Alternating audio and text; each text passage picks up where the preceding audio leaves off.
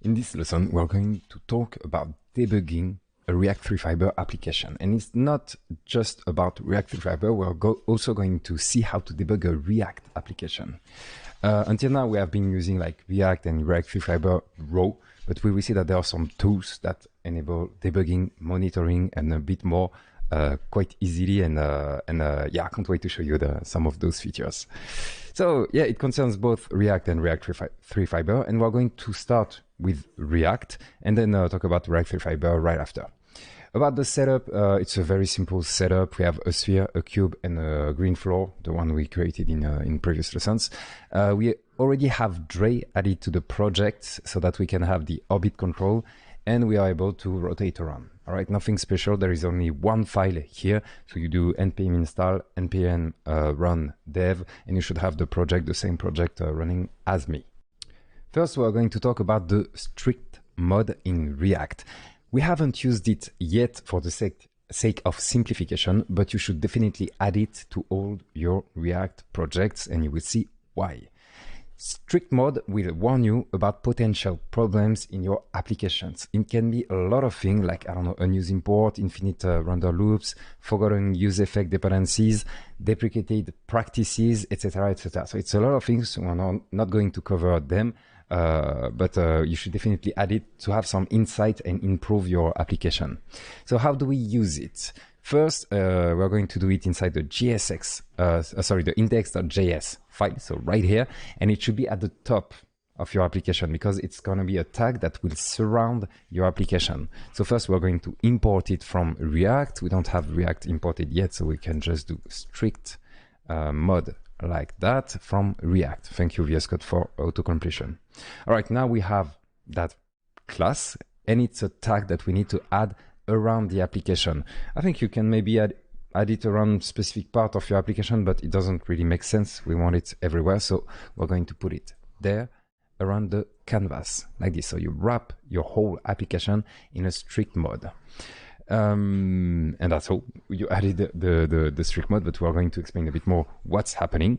So yeah, potential errors will now be shown as a warning in the terminal and in the console, both the terminal and the console. All right, so you get a lot more information. In the following lessons, we should not encounter specific errors because I prepared everything right and I already fixed the potential errors, which is why we are not going to use it. Also because the strict mode tend to trigger a double render of the component. I guess it's because it's testing stuff before showing us the result, and it kind of messed up what you see in the logs. And I'm not a big fan because it messed up with the whole lesson because I have to explain. Yeah, you see twice the console because of the strict mode. So I decided to remove it for the rest of the lesson. But you should retain the strict mode when you start adventuring on your own. So for your personal projects, professional projects, etc. Add the strict mode. It's good for you for the project. Don't worry about the impact of the strict mode in production. It will be ignored once the application is built. All right, so it messes with the local state of your application. So when you run in your computer, you might see double render, some warnings that you don't care about, etc. But in production, it will be totally ignored. So it's not an issue once you put everything live. That's all. I'm not going to go into details about strict mode. If you do, you can search on the React website, etc. But since we are not going to use it in the following lessons, I will stop there. Next is about the browser extension. Actually, we talked a bit about that because there is an error. I mean, not an error, a message in your logs which asks you, probably, I think you have it too, download the React Dev tools for a better development experience. All right, if you put the website live, you won't see that message. All right, it's just in development mode that we see that message. It's React telling us that you should definitely add this cool browser extension that will help you create React applications. So we are going to do that. If you don't have the message, maybe you already have it installed. So let's check. First, yeah, it's the React Developer Tools. extension that will help us check and modify our component life. I'm going to provide you with an example. Although we are not going to use it a lot in the next lessons, you can totally use it. So it's available for both Chrome and Firefox. Maybe other browsers, I'm not sure. I'm using Chrome, so I'm going to install it on Chrome. You can do whatever you want. If you want to use a Firefox, or if you don't want to use it, don't use it. So I'm going to click on Chrome. It's the Chrome web store. And I'm going to simply click on Add to Chrome. You probably already know how to add extensions to Chrome. We go back to the our experience. You reload the page, and now the message is gone. But we didn't do that just to get rid of that message. We did that to get access to new tools that will help us create cool React application. This is still about React, not React 3 Fiber yet. So yeah, we closed it. Okay, if you check your DevTool, I hope it's already open on your Chrome or Firefox or whatever. For me, it's a bit tight here. So for you, you might have already see it. Yeah, I have too much tabs here. So I have this little arrows here, and I can see those two new tabs, which are components and profiler. We're not going to talk about profiler because it's a more advanced tool, but we're going to talk about components. So click on that component tab. And I'm getting a white screen. So if you get this white screen, just close Chrome, open it again, go back to the components, and now it's working. Okay, it's a bug. Usually it works straight away, but sometimes it doesn't work yet. So what do we get in there? Well, we get a bunch of things. It's a tree, like you have things inside things, inside things, inside things. You get access to all components. Currently, we don't have that many components that we created ourselves, since there is only the experience, which is kind of far inside the tree. You can open and close those. So we have those that are created automatically for some reasons that I won't explain. But here we have our experience, and when we will add new components in our experience, we'll be able to see them. But what about the React 3 Fiber mesh, plane geometry, mesh standard material, etc.?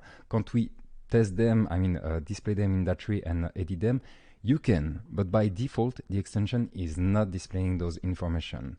To get access to the default, the primitives, we can click on that gear. Be careful, your extension might be a bit different. All right, maybe they updated the interface, so make sure that you are finding the proper information. So for me, it's that gear right here to provide me access to, well, options for the extension. And in there, I have the tab components. So by default, you will be on the general. Go into the tab components, and right here, you'll be able to filter what you see in that tree. The default filter won't show you the mesh and standard material, the directional light, etc. so that there is not too much information. Still, if you want to see it, you can disable it, close that option, and see I get more nodes inside that tree, and I get access to the meshes. I don't know why it's always scrolling on top when I click for the first time, but anyway, click on the mesh and see that those are the props that we set ourselves. You don't get access to every possible properties, like I don't know, like I can't change the scale because I didn't set the scale here. So you get access to the props that you have set yourself. And if I want to change it live, I can. And that's super cool. You don't have to add, I don't know, some debug UI to help you figure out the position. If you just want to play with those properties, you can do that from here, which is super cool. So I'm going to put back the default setting. It's up to you. You can keep it or put it back, but for me, I will put it back because anyway, we won't use that too much. It's up to you. You have access to this. Make good use of it. I'm going to do a quick demo on how to, let's say, control the cube scale using this feature, which is also why you should separate your applications into multiple parts, multiple components with different props and states, etc., so that you can tweak them easily over there, and also so that other developers can use them and you can tweak them more easily. Anyway, let's do a quick demonstration. You can do it with me, or you can just check the video. It's more like a very simple example. Like if I want to have, let's say, that cube in there and be able to control, I'm gonna control just the scale. Okay, just the scale to start with. So I'm gonna create a new component. So I can call it cube.js or JSX if you prefer. I'm gonna export default function cube there. In there, I'm going to return the cube. Okay, so this one here, the whole mesh, I'm going to return it inside the cube like this. And then in the experience, I'm going to add the cube and rely on the VS Code auto import, yeah, like this. So I write cube and the import has been added automatically. If you are doing it with me, you have to do the import too. I'm going to zoom a bit, yeah, so that you can see more clearly. I saved all the files, I reload the page, and we get the exact same result. But check that, now we have the cube in there. So we have the experience, and inside the experience, there is a cube. You can ignore the rest, like we have some error boundaries, something that is anonymous, which is doing a forward ref. We're going to talk about forward ref a lot later in the chapter.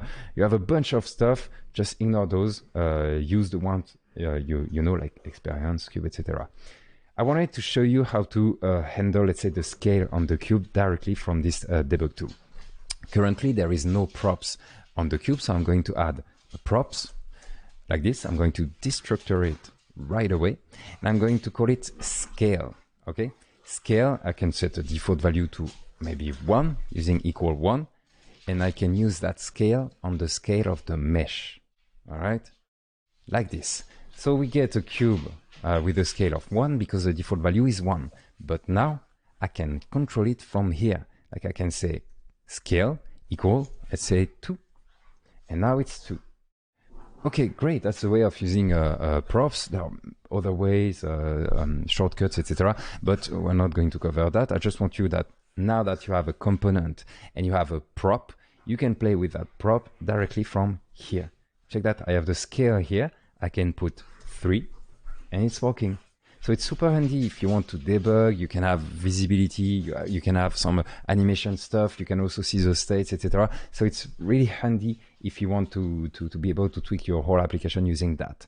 We are not going to use it because the following lessons we are going straight away. We know exactly what we are doing. We are not going to debug too much, but for your personal projects and professional projects, you can rely on that. It's a great tool. All right, great. I'm going to put it back as it was before. Yep, and I'm going to remove that cube component. It was just a simple example. Okay, nice. And let me close this too. Yeah. All right. We are done with the React debugging. There is more tools, but this is the 3JS and React 3 Fiber course. So I'm going to stop talking about React and tools. Although I would like to show you more stuff, but we have priorities and things to discover. So next in the list is the debug UI, and we are going to use Leva because we talked about debug UI. We have discovered, so it was that GUI that has been renamed Lil GUI, and we have been using it, and it's just great. We could keep using Lil GUI or other libraries like TwigPaint, Control Panel, GUIFy, etc., etc. There is a bunch of various debug UI. You can still use them if you like them. But there is a new one made possible by React, and the name is Leva. I have doubts. Maybe it's Leva, maybe. I'm going to call it Leva. Sorry if it's not the way of pronouncing the name of the library. So yeah, this one is made possible by React, and we're going to use it here. I'm not sure you can use Leva outside of React. I'm quite sure you can't. So it's only for React. And not just React 3 Fiber, it's more for React in general, but we're going to use it for React 3 Fiber stuff, obviously. So be careful, Leva is still in heavy development. By the way, it's by the Paul Mendes. I told you we are going to use a bunch of libraries and dependencies the Paul Mendes collective is working on. That's one more to the list. So yeah, it might change in the future. I don't think they updated it a lot recently. It's working just fine. So be careful with that. But again, we are going to use very specific versions so that we have the same result for you on your computer and for me on the video you're watching right now. All right, so how do we install Leva? You open your terminal. I'm going to create a new terminal so that I don't close the server, but you can do whatever you want. And I'm going to install Leva by doing npm install Leva, and I'm going to use the version 0.9. Okay, if you want to use the latest version, maybe it's 0.9, it's still the 0.9, maybe it's 1 point something, 0.11, I don't know. Just if you use the latest version, you might have differences between your version, my version, so be careful with that. Okay, we are installing it, and next, yeah, we're going to import it, so I can close this terminal here. I have my server still running. Okay, so if you close the server, start it again with npm run dev. I'm going to close the terminal. And in experience.js, we're going to import Leva. So import, and we're not going to import everything. We are only going to import use controls. All right, use controls is the main part of Leva that you need to create new tweaks. All right, the goal of debug UI is to create tweaks. So from Leva, like that, we save, no difference, great. We did it in the experience, but we could have done it in any other component. All right, that's the cool part. Use controls, as you can see, start with use, so it's a helper, and we can use that helper everywhere. Like we could have used the helper in the cube. You know, the cube component I created earlier, we can use it in every component at once. You do whatever you want, and it will create the debug UI right here, and it will add new tweaks to that debug UI. Cool. So we are doing it only in the experience because we only have one component, the experience. We're going to create our first tweaks. So let's go. And we're going to play with the sphere position to start with. We're going to see a bunch of stuff. Don't worry, but we start simple. So how do we use that use controls helper from Leva? First, let's try something like that. So we create controls. Okay, but the name is use controls. So I guess we are going to get some controls, something like that. And we call use controls, and we are going to pass to it. So it's a function, we call it, and we're going to pass an object with a property name position. This one, you name it the way you want. You can use any name, you will see later. Let's just do it like that for now, and you will see how it works. And I'm going to put -2. We are going to focus only on one axis first. We're going to focus on the X axis of the sphere, and then later 2 axes, and then 3 axes, and then more tweaks, you will see. And out of curiosity, let's just log it to see what we get. I reload the page and check that we get this. Yes, there is an error. Don't worry. Just check your controls that has been logged right here. All right. Yeah, about that error. So you probably see that error too. I hope you're seeing. If you're using the same version as me, you should see that error. Do not worry. It's okay. It's not such a bad error. Actually, you can ignore it because Leva is running independently. That's the thing. Leva is running like it's, I guess it's another React instance that is running Leva right now. And you can actually see more information because the author has posted on GitHub about that issue, and he explains everything about that. So just check the link. So as again on the tabs, and you will see that it's okay. You can ignore that. So it's a mess because we have that warning all of the time, but you can ignore it. Let's try to tweak the value. As you can see, we have this value that has been, this debug UI that has been added here. First, we can play with it. You can move it, you can close it, toggle it like that.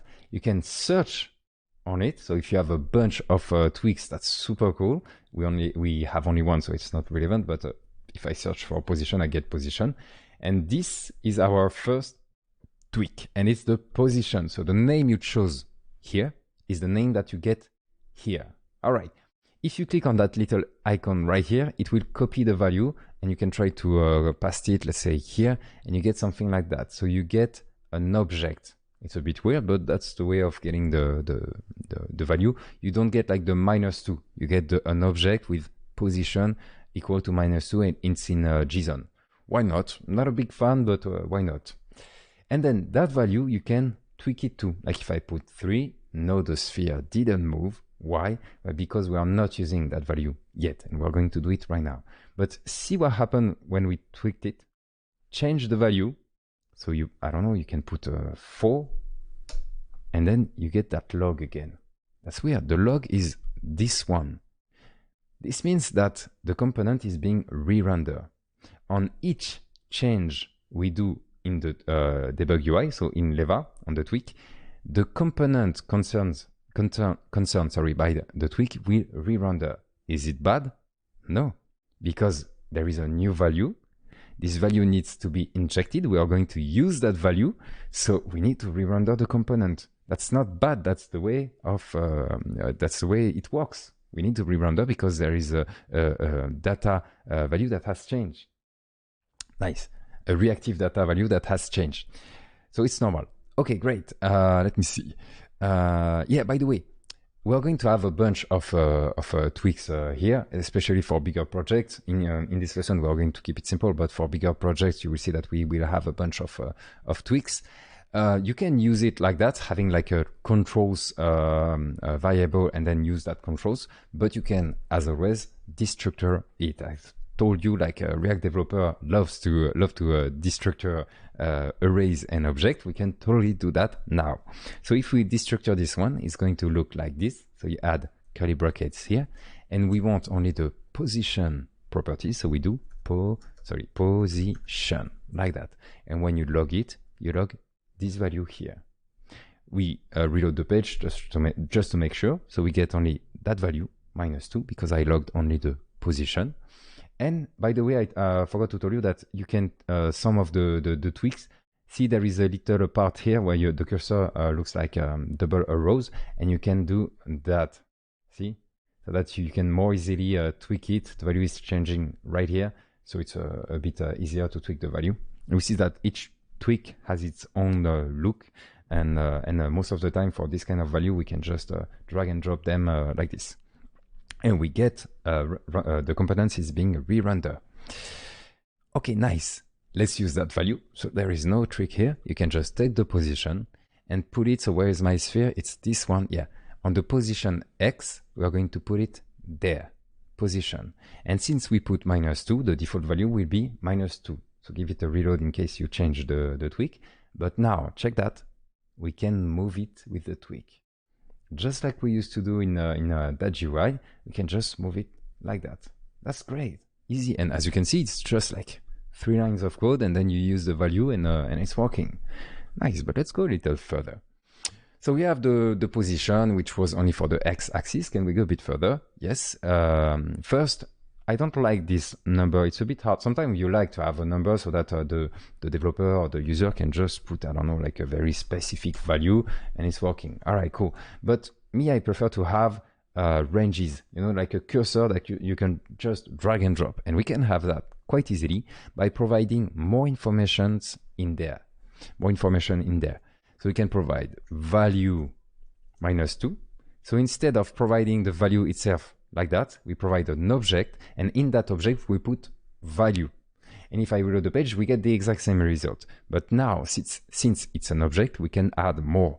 We can add a minimum value, let's say -4, a maximum value, let's say 4, and we can even decide on the precision. So we can do step, it's for the precision 0.01. And check that, now we have this. A bit more handy, depends on what you want for your tweak. But I really like this one. Okay, nice. Next. The position is not just on one axis. So should we add more axes? Don't do it, but maybe we could do something like that. And maybe we can use it like that. Don't do it. I'm just trying to show you. Okay, so now the name is X, and then we can add another one, because yes, we can add multiple ones like this. Y. Okay, and then here we're going to provide position Y. Again, I repeat, don't do it because we're going to change that. Let's see what we get. Okay, we get on the X and we get on the Y. It was below the floor and it's working. So you can do that, okay? But you can also use different tweaks, vector tweaks. So I'm going to undo what I did right here. I'm going to keep the name as position. And I'm going to change what I put in this object right here. In the value, we are going to provide another object. All right, it gets a bit messy, but it's okay. If you indent the proper way and add some line breaks, it should be fine. And we're going to provide an object with a next to -2. and a y to 0, which is a default y value of the sphere, so that it stays at the initial position. And for now, I'm going to remove the min and the max. I reload the page and check what we got here. So I guess I did a mistake. Ah yeah, what mistake did I do? I forgot to do something quite important. The position here is not a single value anymore. So if I log it, check that, it's now an object. Because yes, the value is an object. We got something different that I will explain to you, but the position variable now contains an object. So we can't use an object on position X. We need to provide the position attribute, just position, and to it we need to provide an array. And in that array we can provide the X, then the Y, then for the Z we are going to provide 0, because for now we only have two axes, X and Y. And I save, I got back my my sphere. I can still tweak it like that. I can still tweak it like that, and check that. We have a little joystick. So hold the joystick like here, and see, we can have fun like that. It looks a bit limited, but check that, you can go further away, okay? I'm pushing the joystick, the boundaries, and the sphere is going outside of those limits. So you can really tweak the way you want. So that's nice, cool. But can we go even further? Is it possible to have like 3 axes? Maybe. We're going to try. So we have the x minus 2, the y 0, and we're going to add a z to 0. And then we can use that z value, so position.z on the mesh. Okay, so we added the z here, and we're using it here. I'm going to save, I'm going to give it a reload, and check that.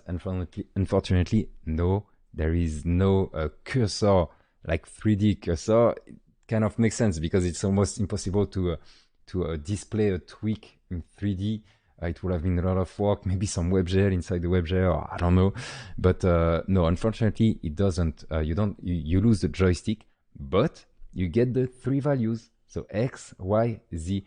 And I think it's still handy, so you can just do that, we can do that, this one we can change it to, I don't know, 0, and it's still working. So we get 3 values anyway, and that's cool. Nice. We've loaded the joystick, which makes sense. Okay, yeah, I already told you that. So let's get back to 2 values, because we need to talk about that joystick a bit more. So I'm undoing, so inside the mesh I get back to position X, position Y, and 0. And I'm undoing also the object in the use control so that we get only X and Y. Okay, nice. We got the joystick back, and we're going to fix something weird. Maybe you've noticed it, but look at my screen. If I go left on the joystick, it goes left. If I go right on the joystick, it goes right. If I go up, it goes down. If I go down, it goes up. It's a bit weird. I don't know why exactly those settings are like that by default. Maybe it's more like CSS orientation, because on the on the CSS the Y is going down. Well, it depends on the coordinate system you're using, but anyway, I don't know why it's inverted. Do not worry, we can tweak it. So right here you can do joystick invert Y in camel case. Okay, so I save this, I reload the page just to make sure, and when I go up, the sphere goes up. When I go down, the sphere goes down. All right, it was just a quick fix about a small issue.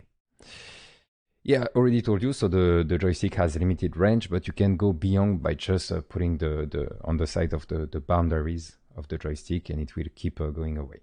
Why not? That's cool. Colors.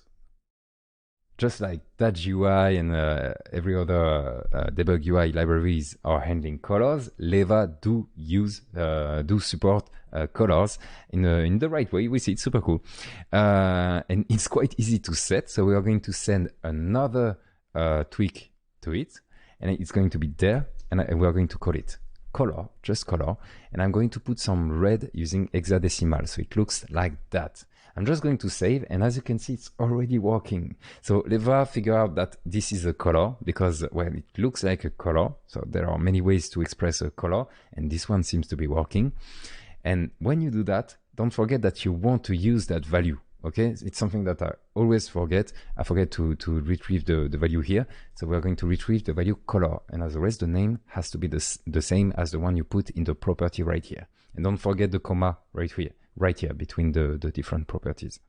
So we save. What do we get exactly? So I'm going to replace the position by color, and we get the exact same thing. Even if we tweak it, we get the same format. That's interesting. Let's move forward. Can we use it? Yes, we can. So inside the orange, instead of the orange right here, we're going to provide, we are going to inject the color like that. Okay. And we get the color we put right here. Can we change it? Yes, we can. It's working. So just like that, you can decide on the color. And it took like 1 line of code, 2 lines of code. Okay, we need to change this one. 3 lines of code just to add a color so that we can tweak our application. So nice, so nice. By the way, we can use various formats, and I can try to show you those different formats. Let's see. If I put RGB, you don't have to do it. If you want to do it with me, be my guest. But otherwise, you can just watch my screen. So I reload the page, and it's working. Okay, and if I change this one, it's working. For some reasons, the one showing up here is in hexadecimal. That's a bit weird. I don't know why exactly, but the one we get at the end is the same format.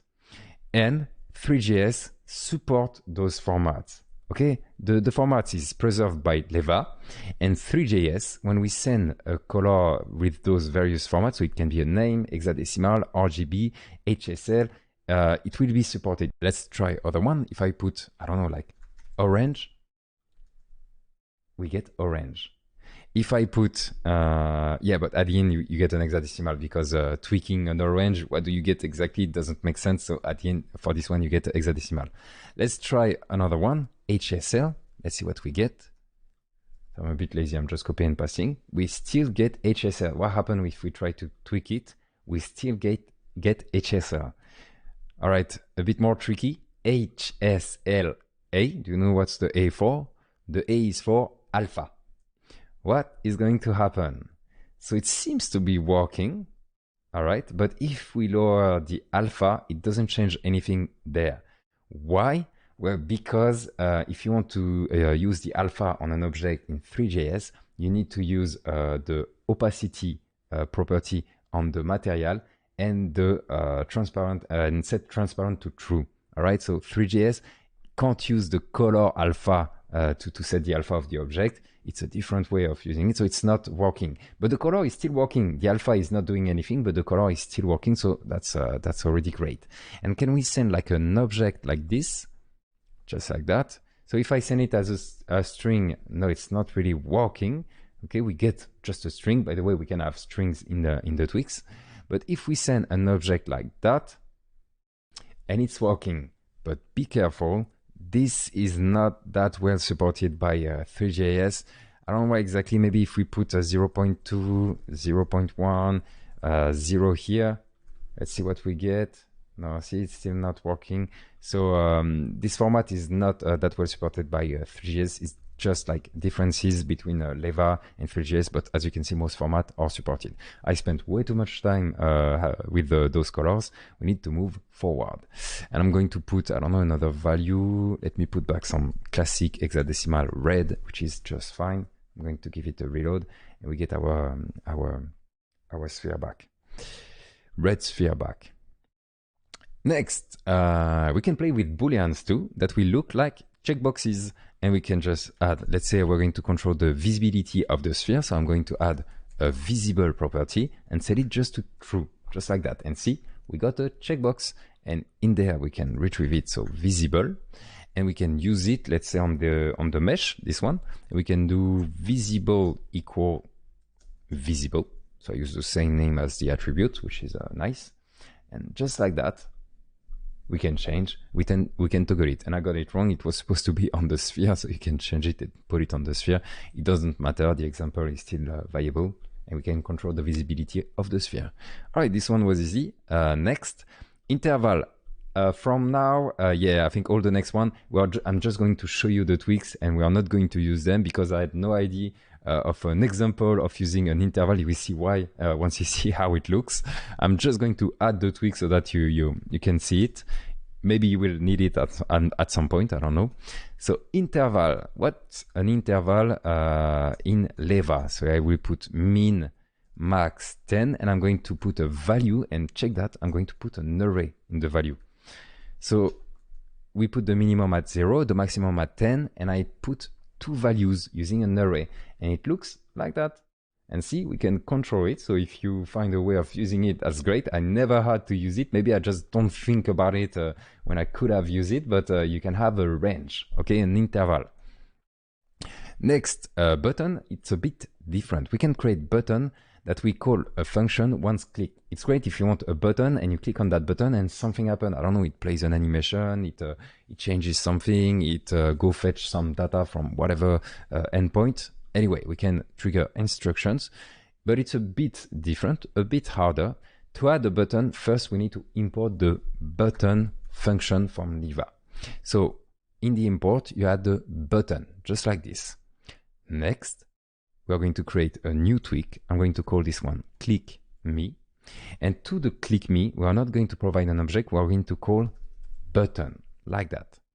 And to that button, make sure you close the parentheses. To that button, we're going to provide a function, and I'm going to use an arrow because it's easy to write. And in that arrow, so you can add line breaks if you want. I'm not going to do it because I will just put a console log. Console.log, I don't know, like, okay. Just like that. We get a button. The name inside the button is the one you choose for the property name, and you can click it and you will get the log. That easy. And we can click it multiple times and we get the log. Next, we can have a select. So as I told you, we're just going through the different tweaks so that you know they exist, even if we are not using them anywhere on the scene. So a select, quite easy. It's to choose between multiple values. So I'm going to name it choice. As always, don't forget to add the commas between the different tweaks. This is an object. All of this is an object. You need to put commas between the various properties. So choice, we provide an object with the options with an S property. And to that options with an S property, we add different values like A, B, C, just like that. And we can choose from A, B, and C. This can be useful, I don't know, like for the tone mapping. Remember the lesson with the tone mapping? We added, I think it was to LeadGUI, we added like ACES tone mapping, Kineon tone mapping, I forgot linear tone mapping. I think there is another one that I like, but I always forget the name. Anyway, just like that, we could be able to change the tone mapping that is applied to the renderer. Next, folders. Yeah, we don't have that many tweaks right now, but for a big project, you might end up with a lot of tweaks, which is great. You can play with the application and tweak everything super easily. It's good for you, it's good for the client, it's good for the designer that can choose the colors. So it's great. If you have a bunch of tweaks, it's cool. But when it gets too messy, you need to organize, and we can organize in folders quite easily. First of all, we can do it super easily by just adding, check that, on the use controls. So we only send an object. We are going to send first a string like that. Okay, check my code right here. There is still my object here, but the object is the second parameter. As the first parameter, I provided a string, and in that string, I can put whatever I want. Since I'm having fun with the sphere, I can just put sphere, and check that. We have a folder for the sphere. Nice, so easy. But how do I create another one? Let's say it's in the experience. I want to create a folder for the cube. What should I put in there? Well, it's quite easy. You're going to call the use controls a second time. So we scroll down a little, and we are going to play with the scale of the cube. So we're going to destructure it right away. So scale, use control. So it's another call to use control. First parameter, I'm going to put cube, and second parameter, I'm going to provide an object. And in that object, I'm going to put scale and put value 1.5, step 0.0. After, sometimes you just know them from memory. Max 5, and we get the scale here. And we can use it if we want. Where is my cube? It's this one. I can use it right here. Okay, so we have the sphere with a bunch of parameters. Those are still working, that's cool. And we have the cube, and we can play with the scale of the cube. Be careful. You should have be careful not to have conflicts with the variables names. Like if you have a scale for the cube and a scale for the sphere, you can't end up with two variables with a scale. See? You get an error. This is just a JavaScript error because you have two variables, two constant variables, even worse, with the same name. So there are alternatives.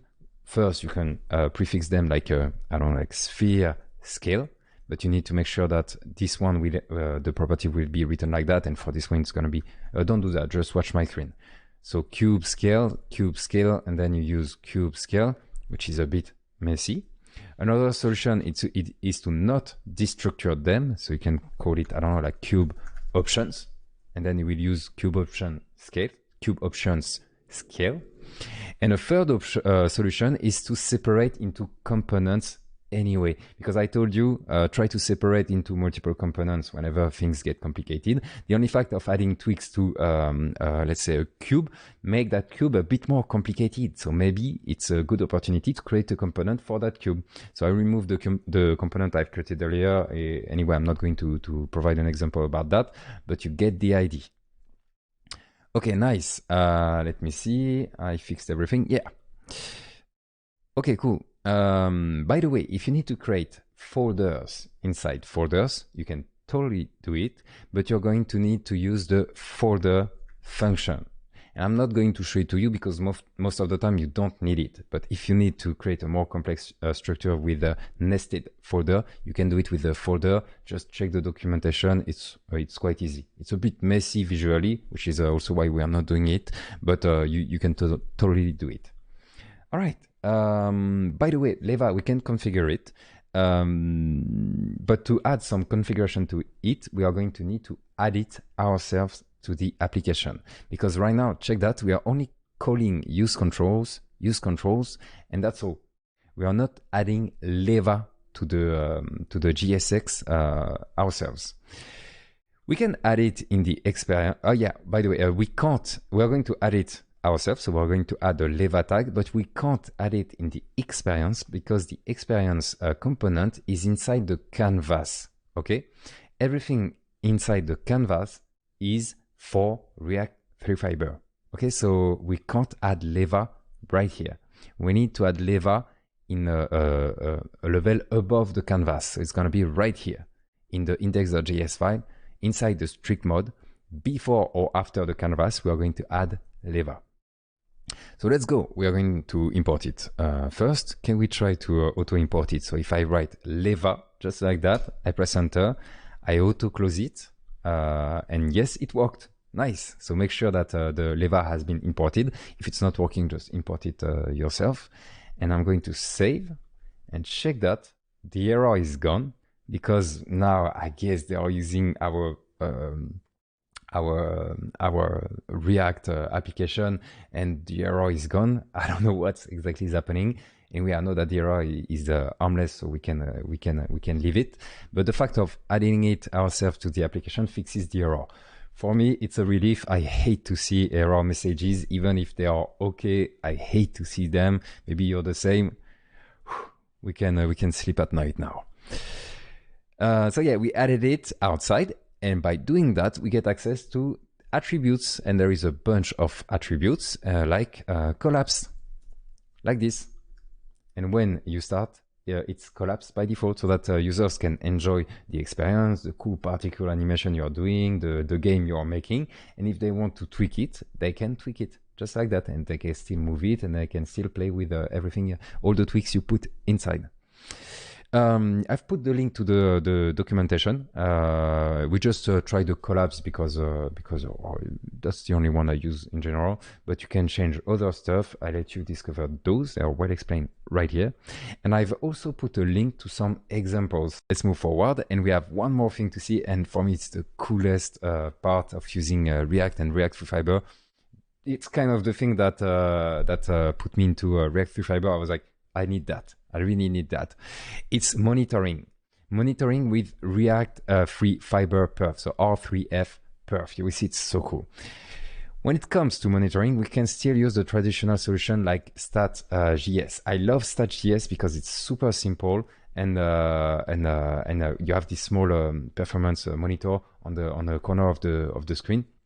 And it's just great. I really like this one. But sometimes I want more information. And this is exactly what we are going to get with React 3 Fiber Perf.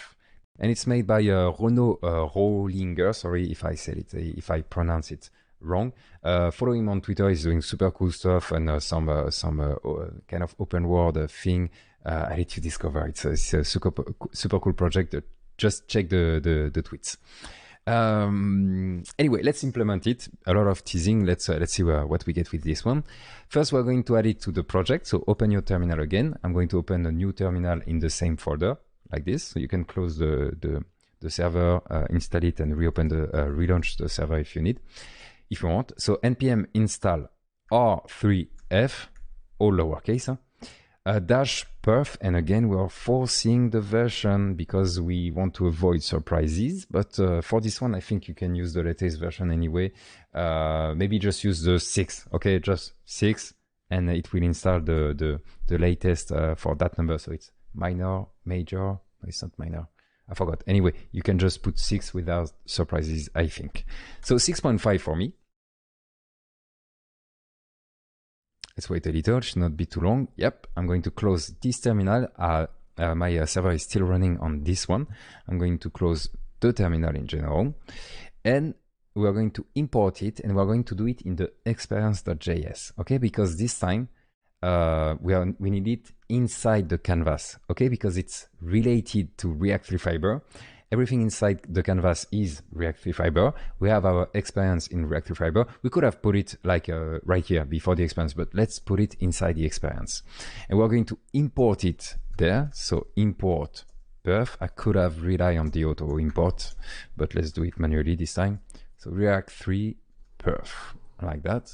And I'm going to add it like any tag to the JSX. I like to add it at the top so that everybody understands that everything that is not visible in the scene, I put it at the top, like the orbit controls, perf. Directional light and ambient light are kind of in between things we can see but can't really see them. And then the whole scene. It's just my way of doing it so that I can find where I'm supposed to put stuff more easily. So we added the perf. I'm saving it, and check that. It's right here. And we get a bunch of information. Unfortunately, the interface is in the top right corner, which conflicts with Leva. See, Leva is right behind, so I want to put it somewhere else, and it's quite easy. I can just put position and put top dash left, and it's going to be on the top left corner. So convenient.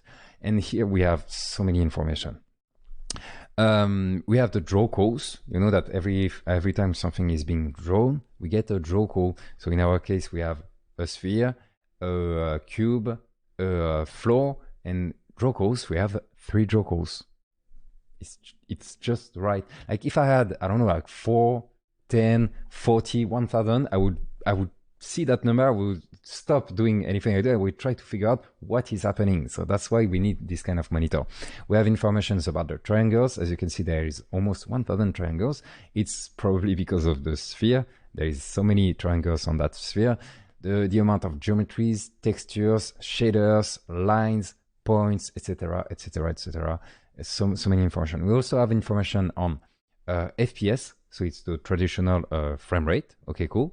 We also have information on the memory, how much memory we are using. When you send models, textures, things like that, this number starts to go up, up, up, up. And we also have this one, which is super cool. It's how long it took to render this frame, and this frame, and this frame, and this frame. Why is it so important? The frame rate is not that relevant. Let's say you're working on a project and you have a badass PC gaming, super powerful with the latest RTX 4000 or whatever. Okay, you're working on that WebGL experience, and you're done. You send it to the client, and the client says, I am like 2 frames per second. Okay, you were at 60 frames per second, or even more. You didn't see it coming because you had a computer that was way too powerful. But what you can do here is have a look to how long it took to render it. And for your computer, well, it shouldn't be that much. Like, let's say you have a good computer, you're making a huge experience. If it's under 1 millisecond on a new computer, I think you're right. With time, you get used to the right values. Like for me, when I'm doing it on my PC, it's a gaming PC, I know that 1 millisecond to render everything is fine. 2 milliseconds, I'm starting to reach the limitations for other devices. And some less powerful devices, if it's 2 milliseconds for me, it's going to be something like 16 milliseconds for them to render. And 16 milliseconds means that we're reaching the moment, the exact threshold where we start to have a bad frame rate. And the frame rate we start to lower. So just by knowing my computer and how long it should take to render, I know when I'm reaching that threshold. So it's just like that. With time, you get used to it. Just keep an eye on that value here, and you will know when you are doing some mistakes. And if you see you have a good computer and you see something like 8 milliseconds, just stop. You did a mistake somewhere, or the model is too heavy. Anyway, as always, I talk way too much. We're going to have just a bit of fun because we have perf, we have leva. We're going to have fun and be able to control the visibility of perf from leva. And you will see it's quite easy. Check that. We can create a new one. Actually, let's do that. It's gonna be the first one. It's gonna be, I'm going to destructure it. It's going to control the perf visibility. So perf visible. Equal, I'm going to call use controls again. I'm not going to put it in a folder because there is no need. I'm going to send it an object with the same name, same property as the variable I chose. So perf visible. I'm going to set it to true. And right now I can control it. So it's at the bottom because it has been added after. But if I reload the page, it's added first. So we get it right here. And I can control the visibility of perf. I'm going to do the kind of rough way. I'm going to make it conditional. So I'm going to inject something. I'm going to test perf visible. If it's true, so I'm asking a question, I'm going to send the perf. Otherwise, so like this, I'm going to send null. Okay? And check that. I can now control if perf is visible or not. By default, I could put it to false. That would be a good idea, so that it doesn't bother the developer when checking the experience. And when you think that something is wrong with performances, you click on it and you see it. Okay, cool. Yeah, if you want to learn more about React 3 Perf, because we need to stop there, just check the documentation, check the link I always send, and we are done with the debug. There are many more tools, but I just wanted to give you the main tools to make sure that your projects are going in the right direction. And I will see you in the next lesson.